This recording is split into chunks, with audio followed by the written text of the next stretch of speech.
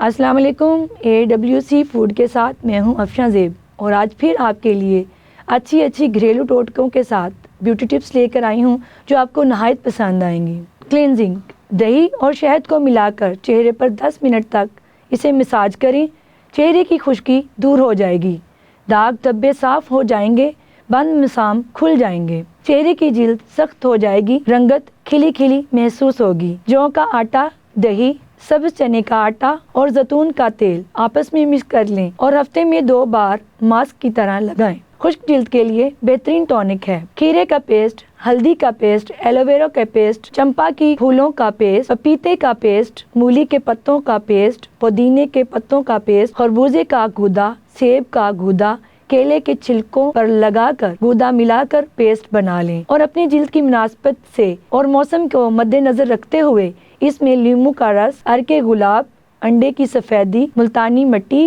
زیتون، ناریل، بادام کے تیل، دودھ والائی کے ساتھ مکس کر چہرے پر ہفتے میں 2 بار 10 منٹ کے لیے لگائیں اور نیم گرم پانی سے دھو لیں۔ ایک ہی ماہ میں چہرہ نکھر جائے گا۔ ہر روز کسی بھی پھل کے گودے، خاص طور پر آڑو، اسٹرابیری، خوبانی وغیرہ کا چہرے پر مساج کرنے سے بھی چہرے کو قدرتی وٹامنز ملتے ہیں۔